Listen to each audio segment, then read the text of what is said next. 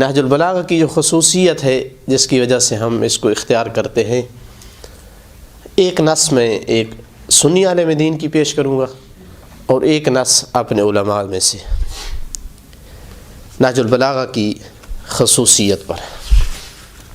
سنی عالم دین جس کی نص میں آپ کو سنانا پسند کر رہا تھا وہ شارح نہج البلاغہ ابن ابی الحدید، جو کہ معتزلی سنی ہے، 8ویں صدی ہجری کا ہے، 20 جلدوں پہ ان کی شرح ہے، بہترین شروحات میں سے شرح شمار ہوتی ہے۔ علماء امامیہ یعنی نہج البلاغہ کے جو طالب ہوتے ہیں وہ اس شرح کا ضرور مطالعہ کرتے ہیں، سنی ہوں یا شیعہ سے تعلق رکھتے ہوں۔ یہ اپنے ایک شرح میں ایک جگہ پر ایک خطبے کے ذیل میں لکھتے ہیں، خطبہ ہے 220 نمبر، الہاکم التکاثر کی گویا تفسیر اور شرح میں امیر المومنین نے خطبہ دیا ہے۔ اس خطبہ کو ذکر کرنے کے بعد انہوں نے یہ کلمات لکھے ہیں۔ واقعاً وہ جس طرح علی علیہ الصلوۃ والسلام کے خطبے کے بارے میں لکھا ہے، اس نے میری یہی کیفیت ہے ان کی کلام کے بارے میں کہ میں کتنی بار ان کی کلام پڑھ چکا ہوں، ہر بار مجھ پہ اثر چھوڑتی ہے۔ کہتا ہے وَإِنِّي، اور انشاءاللہ آپ بھی محسوس کریں گے کہ اس کے کلمات جو ہے کتنے عمیق اور گہرے ہیں۔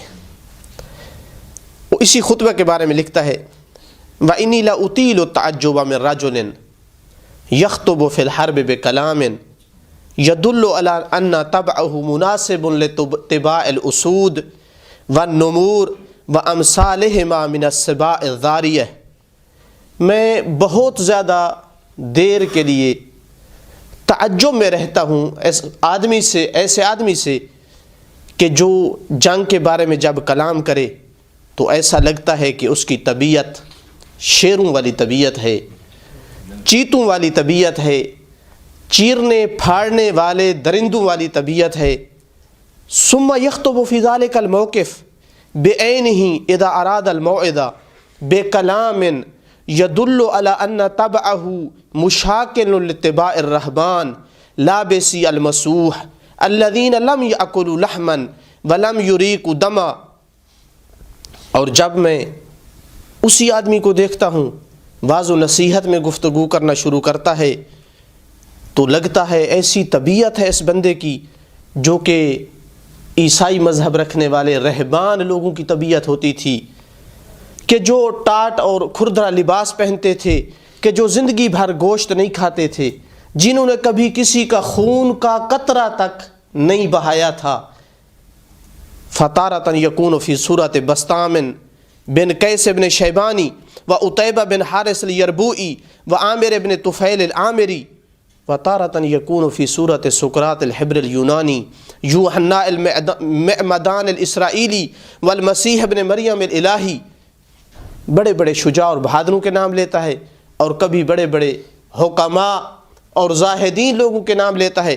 کہتا ہے کبھی مجھے لگتا ہے کہ ان کی طرح ہیں بڑے بڑے جو معروف بہادر لوگ تھے، اور کبھی لگتا ہے کہ جو بڑے بڑے زاہد اور حکیم لوگ گزرے ہیں ان کی طرح لگتا ہے۔ پھر جو اس کا ٹیپ کا جملہ ہے اور جو ہمیں واقعاً ہمارے لیے درس عبرت ہے اور ہمارے لیے اس میں اپنے نفسوں کی طرف رجوع کرنے کے لیے کافی تنبیہ کرنے والا جملہ ہے۔ کہتا ہے اقسم بمن تقسم الامم کلھا بہ، میں ہر اس ذات کی قسم اٹھا کر کے کہتا ہوں کہ جن ذوات کی سابقہ تمام امم نے قسمیں اٹھائی ہیں۔ اب جو ذات لے لیں، جس کی کوئی امت قسم اٹھاتی تھی، میں ہر اس ذات کی قسم اٹھا کر کے کہتا ہوں لقد قرأت هذه الخطبہ منذ 50 سنہ والى الآن اکثر من 1000 مرہ، 50 سال سے لے کر اب تک میں نے اس ایک خطبے کو 1000 مرتبہ سے بھی زیادہ پڑھا ہے۔ ایک سنی عالم ہو کر نہج البلاغہ کے ایک خطبے کو کتنی بار؟ 1000 بار سے زیادہ پڑھا ہے، اور میری زندگی گزر جائے میں ایک بار بھی اس خطبے کو نہ پڑھوں، میں امامی کہلاتا ہوں، علی ولی کا شیعہ کہلاتا ہوں، اور وہ علی کو چوتھی جگہ پہ مانتا ہے۔ یہ کوئی نہ سمجھے کہ یہ بندہ شیعہ ہے جس کی میں کلام نقل کر رہا ہوں۔ اس نے اپنی اسی شرح نہج البلاغہ میں ایک پوری جلد، مکمل ایک جلد خلیفہ ثانی کے مدح اور ثنا میں لکھی ہے، اور جتنے شیعہ کی جانب سے الزامات وہ کہتا ہے الزامات ہے، تہمتیں ہیں، ان کا دفاع کیا ہے۔ تو لہٰذا شیعہ ہونا کوئی تصور نہ کرے، لیکن اتنا کم از کم کہا جا سکتا ہے کہ کلام کی قدر کرتا تھا، کلام کی قدر کرتا تھا۔ کہتا ہے 1000 بار سے میں نے زیادہ مرتبہ پڑھا ہے، ما قرأتها قط الا واحدثت عندي روعة وخوفا وعظة واثرت في قلبي وجيبا وفي اعضائي رعدة، اور میں نے اس کو نہیں پڑھا کسی بار بھی مگر ہر بار اس خطبہ نے میرے اندر خوف اور اضطراب کی کیفیت پیدا کر دی ہے، میرے دل میں اضطراب اور خوف اور میرے اعضاء میں تھر تھراہٹ پیدا کی ہے۔ ولا تأملتها الا وذكرت الموت من اهلي واقاربي وارباب ودي وخيلت في نفسي انی انا ذلك الشخص الذي وصف علی علیہ السلام حالہ۔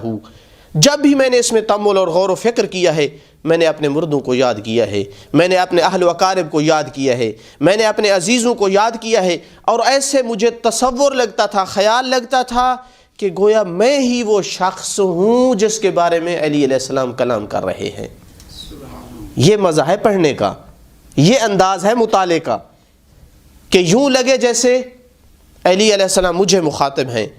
وَكَمْ قَدْ قَالَ الْوَاعِظُونَ وَالْخُطَبَاءُ وَالْفُصَحَاءُ فِي هَذَا الْمَعْنَى، اور یہ بندہ اپنے دور کا افصح الموجودین شمار ہوتا تھا علماء میں سے۔ اس نے اپنے دور میں اپنی فصاحت کا جو ہے وہ لوہا ثابت کیا ہے، یعنی بتایا ہے کہ اس طرح سے فصیح ہوتے ہیں۔ اور جب پوچھا گیا ہے کہ کیسے فصیح ہوئے ہو، کہتا ہے میں نے نہج البلاغہ کے 70 خطبات یاد کیے ہیں۔ یہ کہتا ہے کہ یہ نہج البلاغہ کا خطبہ ہے کہ جس کے بارے میں میری یہ کیفیت ہے، اور میں نے واعظ لوگوں کے، خطباء کے، فصحاء کے کتنی کلام میں نے پڑھی ہے۔ وقد وقفت علی ما قالوہ، اور جو کچھ انہوں نے کہا ہے میں اس پر مطلع ہوا ہوں۔ وتکرر وقوفی علیہ، کئی بار میں ان پر مطلع ہوا ہوں۔ فلم اجد لشیء منہ مثل تاثیر هذا الکلام فی نفسی، ان میں سے کسی کلام میں میں نے وہ تاثیر نہیں پائی ہے جو علی کی کلام میں میں نے تاثیر پائی ہے۔ آخر پہ خلاصہ دیتے ہوئے کہتا ہے مجھے نہیں پتا اس کی وجہ کیا ہے۔ فَإِمَّا إِن يَكُونَ ذَلِكَ لِعَقِيدَتِي فِي قَائِلِهِ أَوْ كَانَتْ نِيَّةُ الْقَائِلِ صَالِحَةً وَيَقِينُهُ كَانَ ثَابِتًا وَإِخْلَاصُهُ كَانَ مَحْضًا خَالِصًا۔ مجھے نہیں پتا سبب کیا ہے، یا یہ ہے کہ میرا اس قائل کے بارے میں عقیدہ اتنا ہے، یا پھر یہ ہے کہ اس قائل اور کہنے والے کی نیت اتنی صالح ہے، یقین اتنا ثابت ہے، اخلاص اتنا محض اور خالص ہے۔ فَكَانَ تَأْثِيرُ قَوْلِهِ فِي النُّفُوسِ أَعْظَمَ، جس کی وجہ سے ان کے کلام کی تاثیر جو ہے وہ نفسوں میں بہت زیادہ تھی۔ وَسَرْيَانُ مَوْعِظَتِهِ فِي الْقُلُوبِ أَبْلَغ، اور ان کے واعظ و نصیحت کا جو اثر ہے وہ دلوں میں بہت زیادہ اور گہرا ہے۔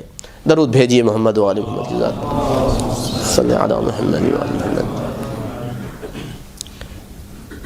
تو واقعاً تھوڑا سا ضمیروں کو ہلانے والی کلام ہے کہ ایک سنی عالم دین ہو کر جو مذہب شیعہ سے نہیں ہے، علی ولی کو اپنا پہلا امام نہیں مانتا ہے، وہ نہج البلاغہ کو اس قدر اہمیت دیتا ہے کہ کسی اور بشر کی کلام کو اتنی اہمیت نہیں دیتا، اور اتنی بار ایک خطبے کو پڑھتا ہے، اور ہر بار کہتا ہے 1000 بار پڑھا ہے اور ہر بار اس نے اثر کیا ہے۔ یہی تو معجزہ ہوتا ہے۔ انسان 2 بار کلام پڑھے، 3 بار کلام پڑھے ملل ہو جاتا ہے۔ 1000 بار ایک بندہ پڑھے اور ہر بار قسم اٹھا کر کے کہے کہ میرے اندر اس نے نئی تاثیر چھوڑی ہے، یہ کلام کا جادو ہونا ہے، کلام کا سحر ہے، یہ کلام کا معجزہ ہے۔ تو جو علی کو اپنا پہلا امام مانتے ہیں اور بالخصوص علی کے جوار میں رہتے ہیں، حوضہ امیر المومنین میں رہتے ہیں، ان پر کتنا حق ہے اس کلام کا، کس قدر متمسک ہونا چاہیے ان کو۔ تو اس حوالے سے میں علماء نجف میں سے، موجودہ علماء میں سے ایک عالم دین کی نص کو بیان کروں گا، نہج البلاغہ کی اہمیت کے طور پر بیان کرنے کے طور پر۔ سال پہلے یا تھوڑا عرصہ پہلے عراق کے نوجوان آغا سیستانی حافظہ اللہ کی خدمت میں آئے ہیں کہ ہمیں کچھ نصیحتیں فرمائیں۔ تو انہوں نے 8 نکات پر مشتمل نصیحتیں کی ہیں عام نوجوان کو، یعنی میرا مقصد ہے کہ طالب علم پھر اولا ہے ان میں۔ 8ویں نصیحت جو تھی آغا کی، اور شروع میں لکھا ہے کہ یہ وہ نصیحتیں ہیں جو میری زندگی کا خلاصہ اور نچوڑ ہیں، میرے تجارب کا نتیجہ ہیں، قرآن اور حدیث معصوم کے فرمان سے میں نے جو کچھ سمجھا ہے میں اس کا خلاصہ دے رہا ہوں۔ 8ویں نصیحت میں فرمایا ہے کہ انسان میں روح تعلم ہونا چاہیے، ہمیشہ زندگی کے ابتدائی ایام سے لے کر آخر زندگی تک سیکھنے کی کوشش میں رہنا چاہیے۔ وہ بندہ کمال کو نہیں پہنچ سکے گا جو ایک دن فیصلہ کر بیٹھے گا کہ میں سیکھ چکا ہوں، وہ ترقی نہیں کرے گا۔ سیکھنے کی روح اور تڑپ ہونی چاہیے، ہمیشہ حکمت اور معرفت کے اپنے اندر بڑھانے کی سعی اور کوشش میں انسان کو رہنا چاہیے۔ چونکہ قرآن مجید کی آیت کو ذکر کیا ہے، میں یؤتی الحکمۃ فقد اوتی خیرا کثیرا، میں ساری وہ نصیحت بیان نہیں کرنا چاہتا۔ اسی نصیحت کے ذیل میں فرمایا ہے وَيَنبَغِي لِلْمَرْءِ أَن يَأْنَسَ بِكُتُبٍ ثَلَاثَةٍ، 3 کتابوں کے ساتھ مانوس ہونا چاہیے۔ مانوس ہونے کا معنی آپ جانتے ہیں کہ جس کے بغیر انسان کو وحشت محسوس ہو، قرآن پاس نہ ہو، نہج البلاغہ نہ ہو، صحیفہ کاملہ نہ ہو، تو انسان کو وحشت محسوس ہو۔ اگر چند دن دور ہو جائے ان کتابوں سے، وحشت محسوس ہونے لگے، تو اس کا معنی ہے کہ انسان کو ان کتابوں سے انس ہے۔ فرمایا ان 3 کتابوں سے، نہج البلاغہ، قرآن مجید اور صحیفہ کاملہ، ان سے انس ہونا چاہیے۔ پہلی کتاب کا فرمایا ہے کہ وہ قرآن مجید ہے، اس لیے کہ یہ اللہ کا آسمان سے زمینوں کی طرف آخری خط ہے اور نہیں آنا ہے قیامت تک۔